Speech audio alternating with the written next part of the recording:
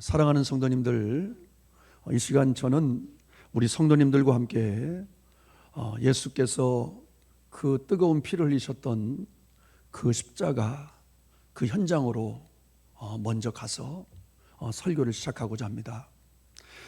그 당시 로마 시민으로서 그 예수의 십자가 고난을 가장 가까운 곳에서 목격했던 그 사람이 쓴 글의 내용은 이렇습니다.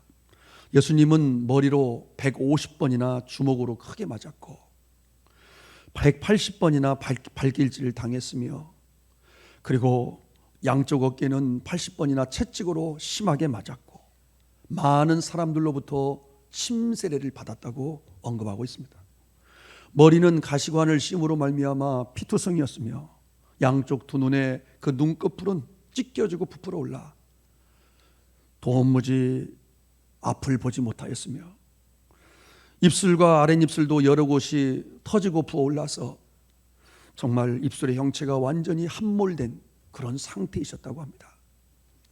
그 당시 이집트의 가장 포악한 그 노예 6명을 선출하여서 정말 그의 울분을 마음껏 표출하도록 했는데, 먼저 2명이 탄력이 있는 흰가죽 채찍으로 정말 피투성이가 될 만큼 때리고 지치면, 이제 또 다른 2명이 딱딱한 파치울스 채찍으로 때렸는데 바로 끝에 뼈가 달려서 정말 피가 낭자하고 피가 튀었다고 합니다. 이제 그들도 지치면 마지막 2명이 채찍 사이에다가 유리 조각이나 금속 조각을 끼워 넣어서 그 채찍으로 때렸는데, 때릴 때마다 이제는 살점이 떨어져 나가고 이제는 핏줄이 터졌으며 정말 이곳저곳에서 뼈들이 그대로 드러났다고 합니다. 이처럼 예수님께서는 십자가를 지시고 골고다 언덕을 오르실 때에 이미 정말 사람의 몰골을 알아볼 수 없을 만큼 찢겨지시고 온몸의 살이 너덜너덜해질 만큼 완전히 여러분들 찢겨진 상태이셨다고 합니다. 그래서 걸어가시기도 힘들었을 텐데 우리 그 예수님께서는 이제 끝까지 십자가에 올라가셔서 그곳에서 그 사명을 끝까지 감당하셨어요. 이제 마지막으로 예수님께서 고통을 당하시는데 어떤 군병이 쇠망치를 끌어올려 그 손목 끝에 세워놓은 못을 향해서 일격을 가하셨다고 합니다. 그러자 예수님은 극심한 통증으로 정말 큰 소리를 지르면서 경련을 일으키셨고 손바닥을 감아 주셨답니다. 왜냐하면 그 못이 근육과 그리고 맥과 신경을 찢고 바로 관통했기 때문에. 사랑하는 성도님들, 그렇다면 과연 누가 예수님을 죽였다고 말할 수 있을까요? 누가 예수님을 죽인 것일까요? 역사적으로 보면 이에 대한 많은 의견들이 있습니다. 혹자들은 로마 군병이 죽었다고 하는 사람들도 있고, 또 어떤 사람들은 예수님을 배신하고 팔아넘긴 가룟 유다가 장본이라고 얘기하는 사람도 있고, 또 어떤 사람들은 로마 총독 본디오 빌라도와 그리고 헤롯 안티파스가 결탁해서 예수님을 죽였다고 말하는 사람도 있고, 또 어떤 사람들은 그 당시에 그 로마 정권과 연합했던 그 종교 지도자들이 바로 그 장본이라고 하는 사람들도 있고, 더 나아가서 그 당시 예수를 죽이라고 소리치고 소리쳤던 이스라엘 백성들이 예수를 죽였다고 하는 사람도 있고, 그리고 더 나아가서 특히 유대인들이 예수를 죽였다고 하는 의견들이 지배적이어서 우리가 아는 것처럼 그 결과로 유대인 집단 학살이 벌어졌고, 그리고 종교 재판과 더불어서 홀로코스트와 같은 큰 아픔을 유대인들이 당해야만 했어요. 그렇다고 한다면 이 시간 또 질문합니다. 그렇다고 한다면 성도님은 누가 예수를 죽였다고 생각하십니까? 오늘 이 답을 오늘 본문에서 우리가 얻고자 하는데요, 오늘 본문의 상황은 이렇습니다. 예수께서 이제 십자가에 달리시고 이제 장사하신 지 3일 만에 다시 부활하시고 그리고 승천하신 지 이제 50여일이 지났을 무렵이었습니다. 그 당시 6월절이 되어서 예루살렘 성전에는 엄청나게 많은 사람들이 인산인해를 거두었어요. 그런데 그 마가다락 방에서 이미 성령을 체험했던 이 베드로가, 여러분들 기탄 없이 오늘 이 오순절날 이 예루살렘 성전에서 바로 설교를 하는 장면이에요. 그 위대한, 그 유명한 오순절 베드로의 설교죠. 먼저 이 충만한 베드로가 이렇게 외쳤습니다. 사도행전 2장 23절 24절인데, 그가 하나님께서 정하신 뜻과 미리 아신 대로 내준 바 되었거늘 너희가 법 없는 자들의 손을 빌려 못 박아 죽였으나 하나님께서 그를 사망의 고통에서 풀어 살리셨으니, 너희가 법 없는 자들의 손을 빌려 못 박아 죽였다고 기탄 없이 그랬어요. 그리고 나서 이제 다윗의 그 시편의 말씀을 인용하면서 베드로가 주장하는 건 이겁니다. 이 예수가 죽은 것은 우연하게 갑자기 죽은 것이 아니라 이미 구약에서 이미 예언되었던 그 일이 이루어진 것이다라고 얘기하면서, 오늘 이 오순절 설교의 마지막 부분에서 이 결론과 같은 이 말씀 한마디를 외쳤는데 바로 이것입니다. 오늘 36절 말씀인데, 너희가 십자가에 못 박은 예수를 하나님이 주와 그리스도가 되게 하셨느니라. 따라합시다. 너희가 십자가에 못 박은 예수를, 너희가 십자가에 못 박은 예수를이라고 오늘 외쳤어요. 그러자 37절에서 그들이 어떻게 반응했냐면, 그들이 이 말을 듣고 마음에 찔려 베드로와 다른 사도들에게 물어 이르되, 형제들아 우리가 어찌할꼬 하거늘. 그들이 이 말씀을 듣자마자 마음에 찔림을 받았던 것 같아요. 여러분들 그 당시에 그곳에 있던 사람들이 우리가 예수를 십자가에 못 박았다고 아마도 가슴을 치면서 흐느끼며 그곳에서 통곡하지 않았을까, 저는 그 생각을 해봐요. 이 베드로의 이 설교를 듣고 그들은 곧바로 반응했던 거예요. 그렇구나, 바로 우리가, 내가 예수를 십자가에 못 박았구나, 그걸 깨닫고 그들이 마음에 찔려서 이제 우리가 어찌할꼬 하면서 흐느끼지 않았을까. 그러자 베드로는 이런 답을 주었어요. 우리 한번 38절 말씀 우리 함께 읽겠습니다. 베드로가 시작. 베드로가 이르되 너희가 회개하여 각각 예수 그리스도의 이름으로 세례를 받고 죄사함을 받으라. 그리하면 성령의 선물을 받으리니, 따라합시다. 회개하여 죄사함을 받으라. 바로 회개하라고 그 답을 주었어요. 그렇다면 회개란 무엇일까요? 오늘 우리는 분명히 성경에서 말하는 이 회개, 예수님께서 말씀하시는 이 진정한 회개가 무엇인지를 오늘 분명히 알아야 되는데, 회개라는 말은 죄를 버리고 하나님께로 돌아가는 거예요. 이제까지 끌어안고 살아왔던 그 더럽고 역겨운 죄를 자백하는 것으로부터 시작하는 거예요. 그리고 이제 그 죄를 던져버리는 것으로 또 시작하는 것이죠. 그리고 더 나아가서는 내가 주인 되어 내 마음대로 살았던 자리에서 예수 그리스도를 주인으로 삼는 자리로 돌이키는 것, 터나는 것. 한마디로 얘기하면 나의 삶의 방향과 나의 삶의 주인을 바꾸는 것이 바로 진정한 회개라는 거예요. 이것이 성경에서 말하는 회개예요. 예수님께서 말씀하시는 회개라는 거예요. 내 중심적 삶에서 하나님 중심적인 삶으로 터나는 것, 내가 주인 되어 살았던 나의 삶의 자리에서 이제는 예수님께서 주인 되는 삶을 살아가는 것, 바로 그것이 진정한 회개라는 것이죠.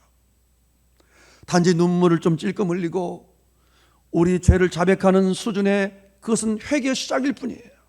진정한 회개는 나의 삶의 방향이 변화되고 나의 삶의 주인을 바꾸는 것, 여기까지 가야 진정한 회개라는 거예요.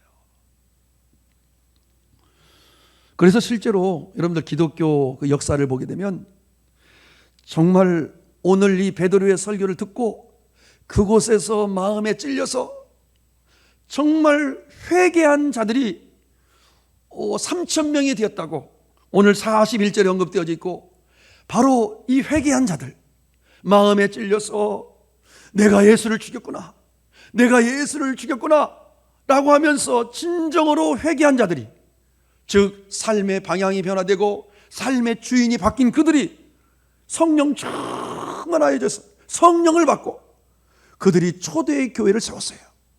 그들이 가는 곳곳마다 교회를 세웠고, 그리고 그들이 그들의 복음으로 말미암아 이 세상을 이처럼 변화시켜 놓은 거예요. 바로 이들이 회개해서 이 베드로의 설교를 듣고 정말 삶의 방향이 변화되고 삶의 주인이 변화된 그들을 통해서 전 세계 복음이 확산되고 이 복음으로 세상을 변화시켜 놨다는 사실이죠. 그러므로 이들처럼 저와 여러분들의 믿음 또한 내가 예수를 십자가에 못 박았다는 그 마음의 찔림으로부터 시작돼야 돼요. 바로 무슨 얘기냐면 내가 예수를 죽였다는 이 죄책감으로부터 가슴을 치고 슬퍼하는 것이 저와 여러분들의 구원의 출발점이어야 된다는 사실이에요. 이거 상당히 중요한 얘기죠. 그래서 나는 바로 이제 지옥 갈 수밖에 없는, 나는 이제 지옥 갈 수밖에 없는 그러한 죄인인데 이게 웬 은혜인가? 나는 소망이 없는 죄인에 불과한데, 나는 0점도 되지 않는 죄인일 뿐인데, 우리는요 하나님께서 우리를 택하셔서 예수가 믿어지게 하심으로 말미암아 우리는 구원 안에 있는 자로, 하나님께 속한 자로, 이제 천국을 소망하는 자로 살게 되었으니 여러분 이게 웬 은혜인가? 그래서 그 은혜에 보답하기 위하여 살아가는 것이 신앙생활이어야 돼요. 이게 진짜 성도의 삶이라는 것이죠. 실제로 여러분들, 내가 예수를 죽였다는 바로 이 사실을 우리가 아는 것으로부터 시작돼야 은혜가 무엇인지 알게 돼요. 내가 예수를 죽였기 때문에 나는 예수를 죽인 가해자요 살인자요 소망이 없는 것이죠. 나는 0점도 되지 않는, 나는 지옥에 갈 수밖에 없는 소망 없는 자임을 인식하는 것으로부터 여러분들 구원이 시작된다는 사실을 꼭 잊으시면 안 돼요. 그래야만 구원이, 은혜가 뭔지를 알아요. 그래야만 모든 일들을 은혜로 감당하는 거예요. 교회 일도 어떤 하나님의 일도 은혜로 감당할 수 있게 되는 거예요. 그 은혜에 보답하기 위하여 여러분들 살아가는 것이 바로 우리 성도의 삶이 되어야 된다는 사실이죠. 이게 진정한 회개가 일어난 결과의 삶이에요. 그런데 오늘날의 기독교는 어떻습니까? 마음에 찔림이 없고 회개하지 않아도 단지 믿기만 하면, 영접 기도만 하면 천국 갈 수 있다고 얘기합니다. 그 더럽고 냄새나는 죄를 끌어안고 살면서도, 그 반복적으로 그 죄를 짓고 살면서도 회개하지 않아도 믿기만 하면, 영접 기도만 하면 천국에 갈 수 있다고 주장을 하고 있어요. 여러분들 중세 때는 면죄부를 주고 돈 주고 사면 천국에 갈 수 있는 시대였어요. 그것이 여러분들 치부되는 그런 시대였어요. 그러나 지금은 마음에 찔림도 없고 회개함도 전혀 없는데 영접기도 한 방으로 천국에 갈 수 있다고 주장하는 시대가 되었다는 사실이에요. 이를 A.W. 토저 목사가 지은 십자가에 못 박게라는 책에서 이렇게 외치고 있어요. 오늘날 변질된 새로운 십자가가 인기를 얻고 있는데, 그 새 십자가는 옛사람이 죽지 않고도, 즉 회개하지 않고도, 즉 인생의 주인이 바뀌지 않고도 천국에 갈 수 있다고 말한다. 그러게 그리스도인들이 세상 사람들과 차이가 있다면 정기적으로 교회에 나가며 세속 노래나 술에 취해 사는 대신에 종교 영화나 복음성을 즐긴다는 것뿐이다. 여러분들 얼마나 개탄스러운 일입니까? 참으로 얼마나 여러분들 변질되어진 그런 상황입니까? 저도 예전에 말씀드린 것처럼 제 불신의 친구들을 제가 전도하려고 많이 애를 썼는데, 그들이 항상 동일하게 하는 얘기가, 내가 너희들 믿는 사람들 보니까 너희들이 정기적으로 교회를 나가는 것뿐 오히려 너희들이 더 이기적이고, 더 너희들이 고집도 세고, 더 너희들이 희생하지 않는 걸 보면서 진절머리가 난다고 하는 소리 들었어요. 그때 여러분들 얼마나 아찔하던지. 왜냐하면 이 변질된 이 십자가 때문이에요. 우리가 옛사람이 죽지 않고도, 회개하지 않고도, 그 더럽고 냄새나는 죄를 끌어안고 살아도, 인생의 주인이 바뀌지 않고도 천국 갈 수 있다고 하는 그릇된 복음 때문이라는 사실이에요.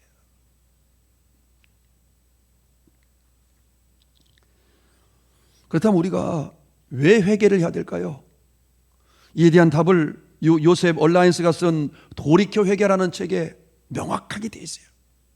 회개의 문을 통과하지 않고 천국에 들어간 사람은 지금까지 아무도 없었고 앞으로도 그럴 것이기 때문이다. 여러분들 얼마나 많은 사람이 지옥에 갔을까요? 이 그릇된 복음을 통해서 아멘하고 따라갔던 많은 사람들 가운데서 얼마나 많은 사람들이 지금 지옥에 가 있을까요? 그러기에 폴 워셔라는 목사님은 여러분들 이렇게 또한 말했어요. 죄인이 잠깐의 영접기도로 구원을 얻었다는 착각 가운데 의인이 된 것처럼 생각하게 만든 그릇된 복음은 오늘날 예배당에 사람의 숫자를 채우는데 좋은 먹잇감이 되었다. 여러분들 얼마나 아찔한 얘기입니까? 저는 처음에 이 글을 읽으면서 정말 소름이 돋았어요. 혹시나 나로 말미암아 지옥 간 사람 없을까? 그런 생각을 해본 거예요. 내가 전한 그 잘못된 그 복음으로 말미암아 혹여나 누군가가 지금 지옥 가 있는 건 아닌가? 회개하지 않아도, 삶의 주인이 바뀌지 않아도 영접기도만 하면, 입술로 믿고 씨만 하면 구원받는다고 저도 전해왔거든요.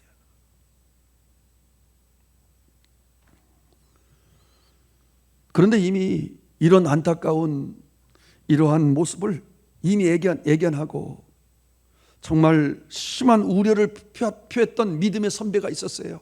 구세군의 상설자이신 윌리엄 부스라는 분이 1912년 죽음 직전에 이미 다음 세대 기독교의 그 가장 큰 위기를 이처럼 세 가지로 요약을 했어요. 첫째는 성령 없는 교회. 여러분들 얼마나 정확한지 알 수가 없어요. 1912년에 예언한 것인데 앞으로 다음 세대 기독교는 이 세 가지로 인해서 큰 위기를 겪을 것이다. 성령 없는 교회. 교회 안에 여러분 하나님 임재가 없어요. 성령이 없어요. 두 번째, 지옥 없는 천국. 성도들이 정말 지옥이 있다는 걸 안다면 이렇게 살지 않을 거예요. 정말 지옥이 진짜로 존재한다고 한다면 우리가 이렇게 살겠습니까? 세 번째, 회개 없는 구원. 회개 없는 구원. 단지 믿기만 하면, 단지 영접기도만 하면, 그 더러운 죄를 지금까지 여전히 끌어안고 살면서도, 반복적으로 그 죄를 짓고 살면서도 삶의 주인이 여전히 바뀌지 않는 그 상황 속에서 그런 회개가 없어도 구원이 있다는, 바로 이것이 한국교회의 문제, 다음 세대 기독교의 몰락을 가져왔다고 미리 예견했다는 사실이죠. 얼마나 정확하게 적중했는지 알 수가 없어요. 특히 여러분들 영화배우 그 전도연 씨가 열연했던 밀양이라는 여러분들 영화를 보신 분 있습니까? 이런 안타까운 기독교의 모습을 우리에게 정말 적나라하게 보여주고 있는데요. 주인공 신혜는 남편이 죽은 후에 그 남편의 고향이었던 밀양에 이제 아들과 함께 내려가 살고자 내려왔습니다. 그런데 이게 웬일입니까? 그만 아들이 유괴를 당해서 끔찍한 살해를 당하고 말았어요. 얼마나 마음이 아팠을까요? 얼마나 번민을 했을까요? 밤을 못 이룰 만큼 너무나 정말 도무지 살 이유가 없을 만큼 힘들었어요. 그런데 우연하게도 교회 부흥회에 참석하게 되었고 그곳에서 놀랍게 큰 위로를 받고 은혜를 체험했어요. 그래서 큰 은혜를 받고 원수를 용서하라는 그 목사님의 말씀을 듣고 마음을 다잡고 나도 저 원수를 용서해야 되겠다고 이제 그 교도소를 찾아간 것입니다. 그래서 이렇게 얘기합니다. 하나님의 사랑으로 내가 당신을 용서하겠다고. 그러자 아들을 죽인 유배범은 어떠한 사과도 없고 어떠한 뉘우침도 없고 마음의 찔림도 없이 평안한 얼굴로 이렇게 얘기를 합니다. 난 이미 하나님께 죄를 용서받았으니 괜찮습니다. 하나님께서 내 모든 죄를 용서해 주셨습니다. 그러니 나는 당신의 용서를 받을 필요가 없습니다. 저는 여러분들 이 대목에서요, 두 손에 막 힘이 들어갔어요. 화가 나가지고. 정말 여러분들 이 밀양이라는 이 영화를 보면서 정말 마음이 씁쓸했어요.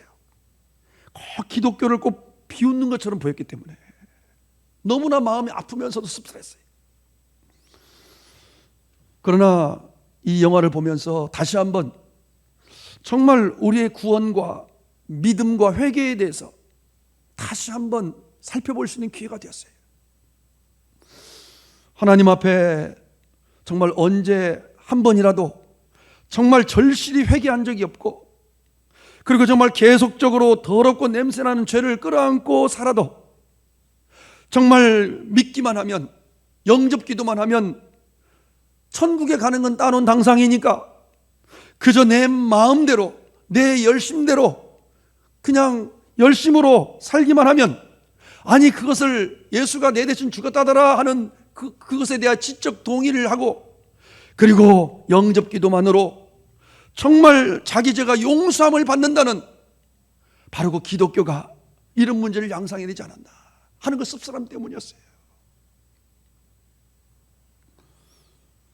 그러나 여기서 우리가 분명히 알아야 될 것은 바로 이것이에요. 어떠한 회개의 눈물 없이, 어떠한 마음의 찔림이 없이, 단지 예수가 내 죄를 위해 죽었다라는 지적 동의와 영접 기도만으로서 우리가 용서를 받고, 우리가 사망에서 생명으로, 우리가 지옥에서 천국으로 우리가 옮겨올 수 있다고 믿는 사람들은 마치 오늘 이 영화에서 바로 그 유괴범과 하나도 다를 바 없다는 사실이죠. 그래서 여러분들 보네포 목사님은 이렇게 외쳤던 거예요. 값싼 은혜와 쉬운 믿음이 기독교를 망가뜨렸다. 이야, 제가 많은 책을 읽었지만 정말 이 보네포 목사님의 이 글을 통해서 정말 많은 은혜를 받았는데요, 그 중에서도 바로 이 한마디가 정말 정답이라는 것을 깨닫게 했어요. 지금 한국교회 문제, 지금 여러분들 이 기독교가 몰락하는 그 이유가 무엇입니까? 값싼 은혜가 되었어요. 단지 믿기만 하면, 단지 입술로 고백하고 신하기만 하면, 영접 기도만 하면 구원받는다는 은혜가 없어요. 은혜가 뭔지를 몰라요. 왜요? 내가 예수를 죽였다는 이 고백이 없기 때문이에요. 내가 지옥 갈 수밖에 없는 소망이 없는 사람이라는 사실을 인정하지 않기 때문이에요. 내가 여전히 한 90점은 되고, 하나님 그 10점만, 나머지 10점만 도와주세요 하는 그 마음으로 신앙생활하는 분들이 교회의 대부분이라는 사실이에요. 하나님의 이 법칙대로 한다면 우리는 소망이 없어요. 0점도 되지 않는, 지옥 갈 수밖에 없는 죄인이에요. 그러나 이게 웬 은혜입니까? 정말 이건 값비싼 은혜예요. 우리가 가지고 있는 이 자녀됨, 우리가 가지고 있는 이 놀라운 이 구원, 이것은 여러분들 이걸 위해서 피 흘려 정말 모든 것들을 다 내어주신 하나님의 그 희생이 있었다는 사실을 잊지 말아야 돼요.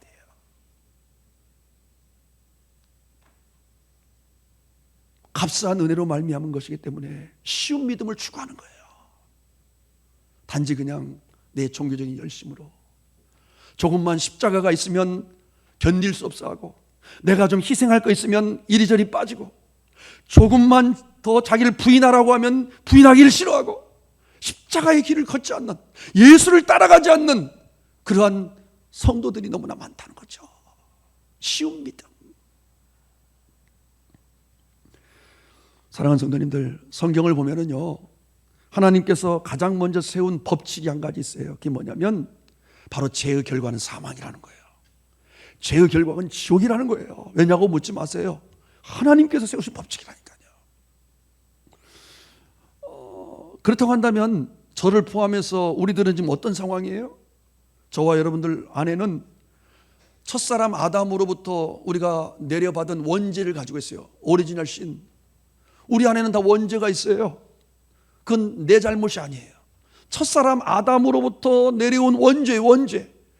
그리고 우리가 지금까지 살면서 저지른 자범죄가 있어요. 얼마나 많습니까? 자범죄가. 이루 말할 수 없죠.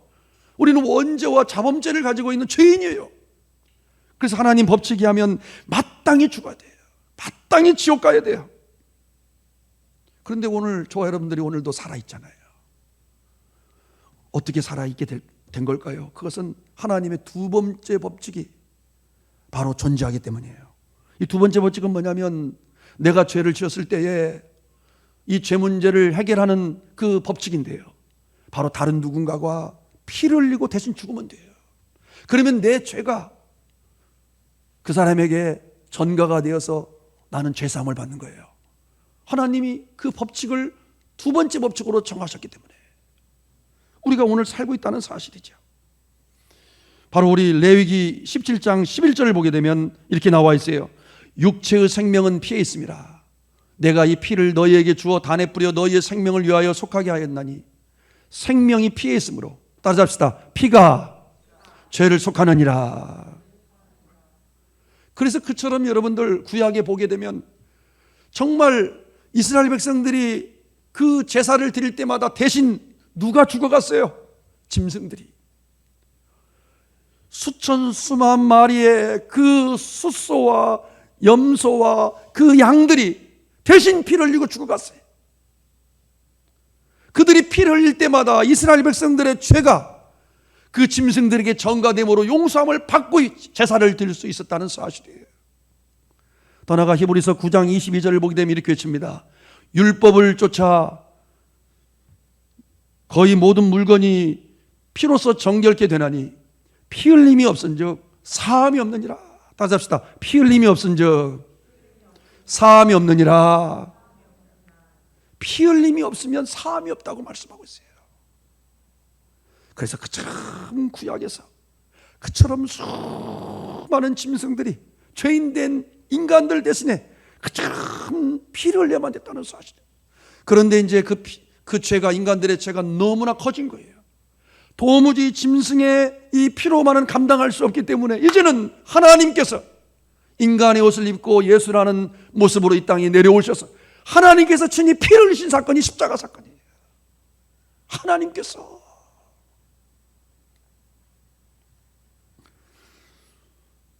그러므로 여러분들 나는 누구입니까? 우리는 누구입니까? 바로 예수를 죽인 가해자요 살인자가 되는 거예요. 내가 죽어야 돼요. 하나님 법에 보면 내가 십자가에 달려야 되는데 하나님의 아들이신 예수께서 십자가에 달리셨으니 내가 그분을 죽인 가해자요 살인자가 되는 거예요. 그래서 나는 지옥 갈 수밖에 없는 존재예요. 나는 0점도 되지 못하는 소망 없는 자인데 지금 우리는 이게 웬 은혜입니까? 하나님의 자녀가 되었어요. 정말 하나님과 함께하는 존재가 되어 하나님께 사랑받는 존재가 되었어요. 그리고 천국을 소망하는 백성이 되었어요. 그러므로 우리가 어떻게 반응해야 됩니까? 이게 웬 은혜입니까? 그 은혜에 감격하며 평생 그 은혜를 갚기 위해서 살아갈 수 있어야 된다는 거예요. 이게 진짜 믿음의 성도의 삶인 거예요. 그래서 교회를 할 때도 은혜로 감당하는 거예요. 어떤 일을 할 때도 은혜로 사는 거예요. 그 은혜가 너무나 크기 때문에. 저 또한 언젠가 참 신비한 체험을 했어요. 어느 날 가장 새벽기도 시간이 끝나고 늦게까지 남아서 홀로 기도하고 있었는데 이 십자가 옆으로 제가 지금까지 지었던 그 죄가 파노라마처럼 쫙 지나가는 거예요. 얼마나 역겨웠는지 정말 일주일 내내 새벽마다 오바이트를 하기 시작한 거예요. 저도 모르게. 그래서 화장지가 이렇게 쌓일 만큼. 그런데 갑자기 십자가에 달리신 예수님의 얼굴이 보여진 거예요. 피를 뚝뚝 떠들고 계시나. 그러면서 저는 그때서야 누가 예수를 죽였는지를 깨닫게 된 거예요. 그리고 지금도 누가 예수를 죽이고 있는가도 또 깨닫죠. 바로 저였어요. 제가 예수를 죽였구나. 내가 예수를 죽였구나. 내가 지금도 짓는 그 죄로 말미암아 지금도 예수를 내가 십자가에 못 박고 있음을 그때서 알았다는 사실이에요. 그러면서 저도 모르게 제 입에서 이런 소리가 뛰어나왔어요. 주님, 제가 주님을 죽인 가해자입니다. 제가 예수님을 죽인 살인자입니다. 주님 어찌합니까 이제.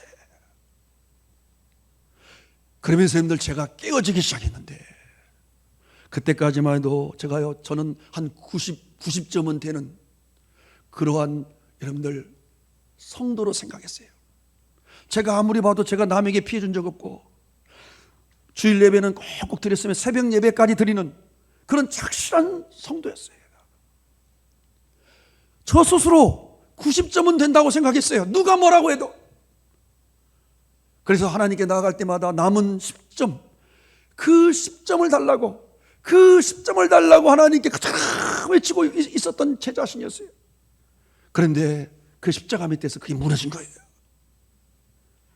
내가 0점도 되지 않는다는 깨달은 거예요. 제가 소망이 없는 그러한 지옥 갈 수밖에 없는 죄인임을 그때서야 깨닫고, 지금 내가 이처럼 살고 있는 게 은혜구나. 내가 이처럼 그럼에도 불구하고 내가 하나님 자녀로 살고 있는 게 내가 은혜구나.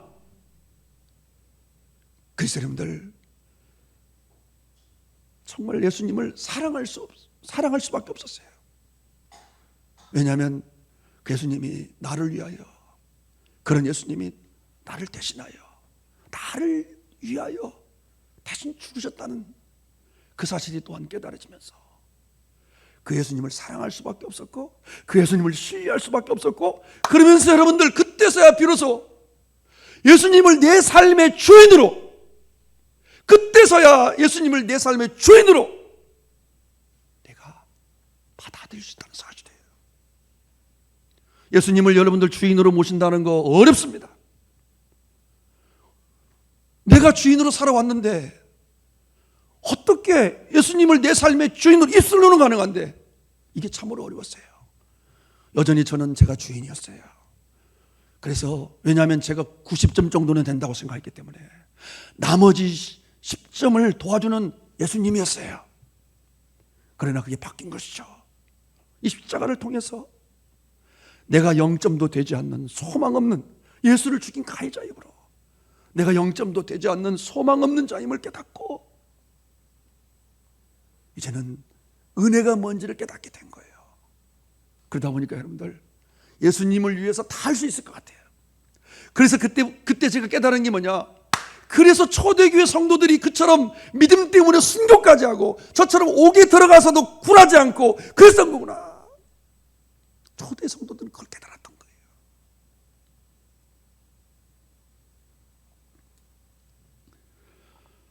그래서 저는 오늘 이 베드로의 이 오순절 설교의 결론에 해당되는 오늘 36절 말씀이 이해가 된 거예요. 너희가 십자가에 못 박은 이 예수를 하나님이 주와 그리스도가 되게 하셨느니라. 이게 여러분들 우리가 들어야 될 복음이에요. 우리가 다시 회복해야 될 복음이에요. 내가 십자가에 못 박은 예수를 하나님이 나의 주인 되게 하셨느니라. 아멘.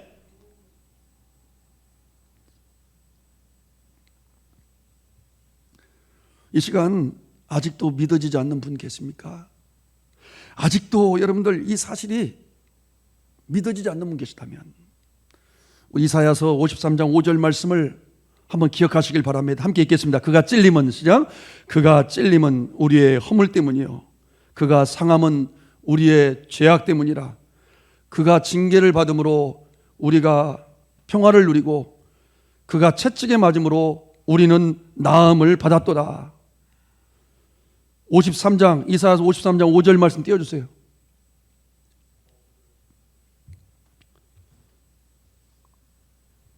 다시 한번 저를 따라서 합시다. 그가 찔림은 우리의 허물 때문이요 그가 상함은 우리의 죄악 때문이라.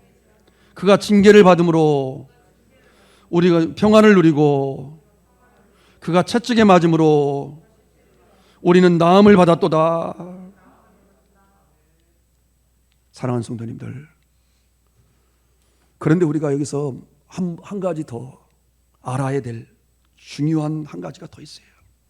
그게 뭐냐면, 예수를 우리가 2020여 년 전에 저 이스라엘 땅에서만 우리가 죽인 게 아니라 바로 이후로도 계속 지금도 우리들의 그 무지함과 죄로 말미암아 바로 예수를 죽이고 있다는 사실이에요. 지금도.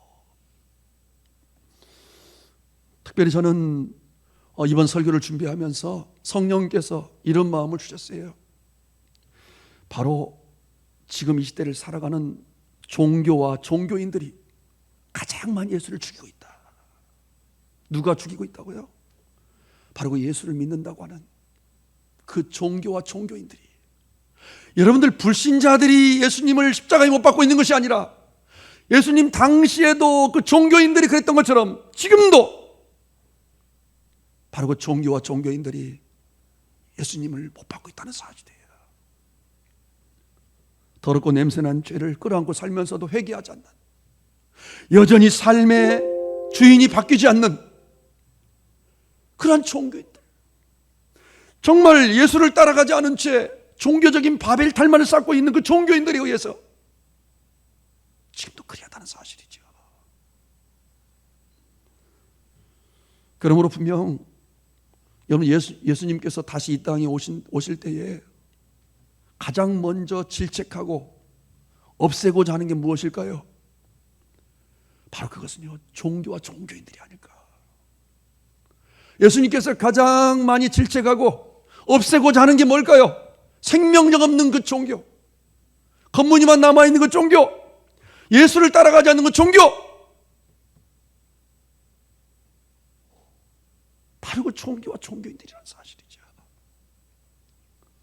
얼마 전 그 텔레그램 그 엠번방이라는 곳에서 정말 그 미성년자들 그 동영상을 찍어서 그걸 유포하는 대가로 수많은 돈을 벌었던 청년이 잡혔잖아요. 주범이. 이 주범이 마지막으로 그 했던, 잡혀가면서 하는 말이 잊혀지지가 않는 거예요. 어떤 말을 했냐면, 멈출 수 없었던 악마의 삶을 멈춰서 감사하다. 끔찍한 얘기죠. 이처럼 여러분들, 이 죄의 영향력, 이 귀신의 영향력은 우리가 생각하는 것 이상이에요. 그런데 지금 여러분들, 이 조줌이라는 이 주범만 지금 그렇습니까? 우리 지금 살아가는 우리 시대가 음란의 세대예요. 정말 음란의 공화국이 될 만큼 정말 지금 음란에 사로잡혀 있어요. 우리 세대가. 초등학교 아이들로부터 80대 이 노인에게까지 이 핸드폰이라는 것으로 인해서 음란이 득실득실하게 우리에 붙어 있다는 사실이에요. 누구도 예외가 아니에요. 자유로울 수 없어요. 여러분들의 자녀들이 그렇고 여러분들의 손주, 손녀들이 그렇다는 사실이에요. 저도 목회자지만 여러분들, 정말 저도 그런 유혹에서 저도 자유로울 수 없는 목사예요. 그러게 몸부림칩니다. 핸드폰에 있는 그것과 관련된 그 기본적인 채널은 다 없애버리고, 스스로도 그 죄의 영향력, 귀신의 영향력이 얼마나 강한지를 알기 때문에 스스로 제가 억제하고 있다는 사실이에요.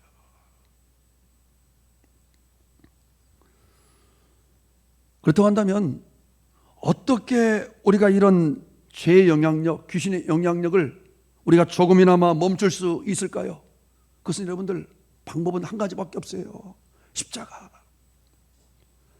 다시 여러분들 그 십자가를 바라보면서 내가 지금도 그 더럽고 역겨운 죄를 지을 때마다 바로 예수님께서, 나의 주님께서 지금도 십자가에서 못 박혀서 피를 흘리신다는 그것을 잊지 말아야 돼요. 실제로 그것이 여러분들 사실로 여러분들 기억된다면 어떻게 여러분들이 그 더럽고 역겨운 죄를 지을 수 있겠냐는 얘기예요. 내가 죄를 지을 때마다 지금도 나의 주님 되시는 예수님께서 지금도 십자가에 달리셔서 피를 흘린다는 이것을 여러분들을 기억할 때 어떻게 여러분들 쉽게 그런 음란한 것들을 보고 그처럼 죄를 짓겠냐는 얘기예요.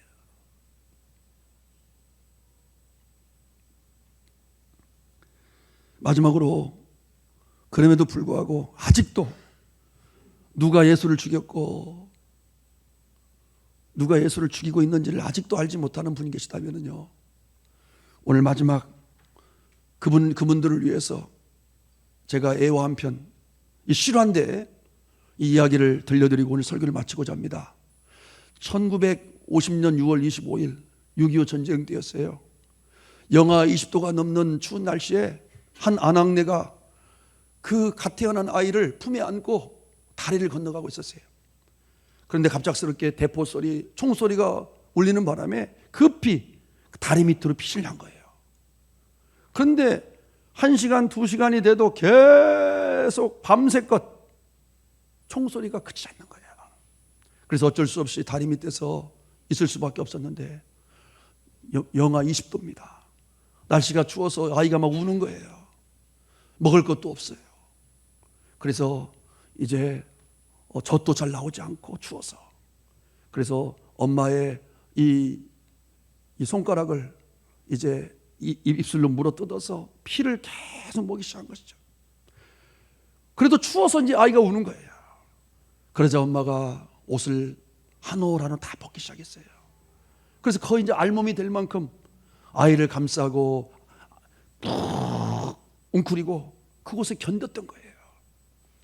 그리고 시간이 지나서 그 다음날 이제 포탄이 그치고 어느 한 선교사님이 자전거를 타고 그 다리를 지나고 있는데 아이 울음소리가 들리는 거예요. 작은 소리가. 그래서 다리로 내려가 보니까 엄마는 알몸인 채로 죽어 있고 그 안에서 아직도 생명이, 호흡이 붙어 있더랍니다, 아이가. 그래서 그 엄마는 그 언 땅을 파헤치고 거기서 묻어주고, 이 아이는 미국으로 데려가서 이제 양자로 삼고 잘 키웠대요.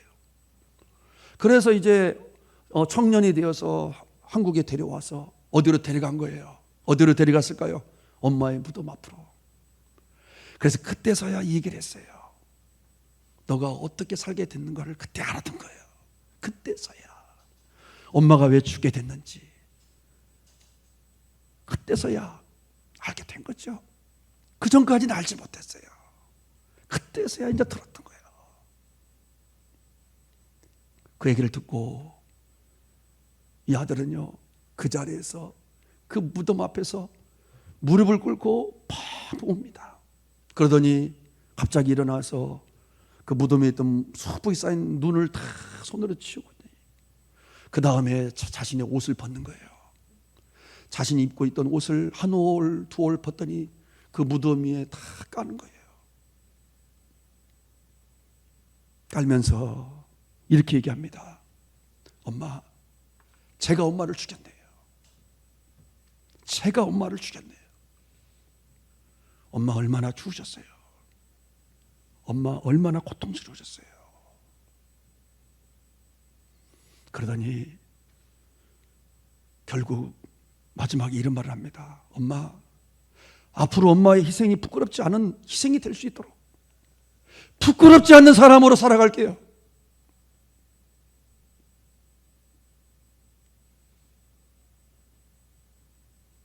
바로 이것이 우리의 고백이 되어야 됩니다. 바로 저와 여러분들 또한 이런 삶을 살아야 되는 것이죠. 기도하겠습니다. 너희가 십자가에 못 박은 예수를, 너가 십자가에 못 박은 예수를 하나님이 주와 그리스도가 되게 하셨느니라. 주님, 우리 사랑하는 성도들, 오늘 이 말씀 가운데서 하나님의 큰 음성을 듣게 하여 주시고 진정 회개가 일어나게 하여 주시옵시고 삶의 방향과 주인이 변화되게 하여 주시옵시고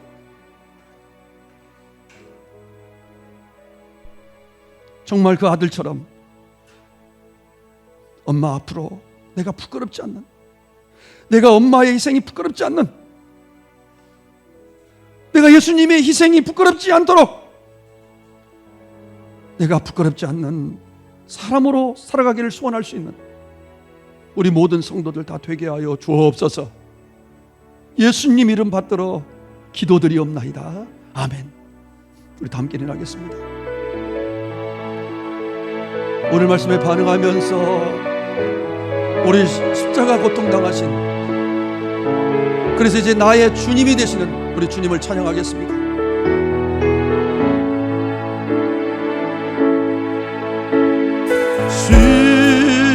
십자가 고통당하사 버림받고 외면당하셨네. 짓밟힌 장미꽃처럼 나를 위해 죽으셨네. 나의 주. 오른손 들고 한 번만 더 볼까요? 십자가 고통당하사 버림받고 외면당하셨네. 짓밟힌 장미꽃처럼 나를 으셨네. 나의 주. 우리 두 손 들고 오늘 말씀에 반응하면서 우리 주여 삼창 기도하며 나갑시다. 주여 주여 주여. 아버지 하나님, 아버지 하나님은 다 십자가 사랑을 행복하기를 합니다. 다시 한번 은혜를 행복하기를 합니다. 아버지답게 살아가기를 합니다. 주여 그 은혜를 잊지 않게 하여 주시옵소서. 그 은혜로 살게 하여 주옵소서. 우리 사랑하는 성도들 다시 은혜를 회복하게 하여 주시고, 아버지 다시 아버지 값싼, 아버지 값비싼 인생을 알게 하여 주시고, 아버지 우리 아버지 성도들 아버지 삶의 방향이 변하고 삶의 주인이 바꾸고, 아버지 저희들 하나님 아버지 삶의 아버지 하나님께 영광, 아버지 부끄럽지 않는 하나님의 사람으로 살아가는 아버지 결단이 일어나는 예배가 되게 하여 주시옵소서. 우리 아버지 하나님 믿고 나옵니다. 아버지 하나님 시원 아버지 아버지 나의 삶의 주, 나의 삶의 방이 바뀌려 합니다. 주의 아버지 나의 삶의 모습이 변화되기를 합니다. 아버지 하나님 아버지 시원 사랑합니다. 우리 아버지 하나님 은혜임을 봅니다. 주의 아버지 하나님 아버지 시원 아버지는 왜 이리 그러나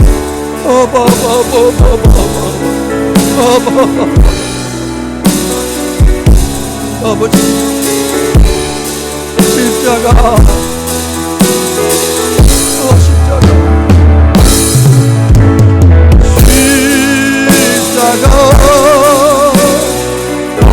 고통당하사 버림받고 외면당하셨네. 짓밟힌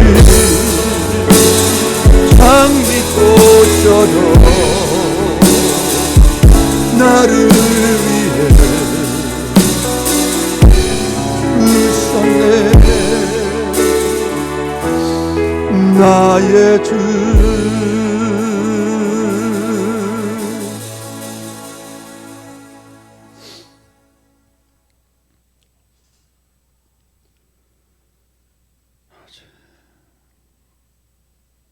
너희가 십자가에 못 박은 예수를 하나님이 주와 그리스도가 되게 하셨느니라. 이제는 우리 구주 예수 그리스도의 은혜와 하나님 아버지의 극진하신 사랑하심과 성령 하나님의 감동 감화 내주하심이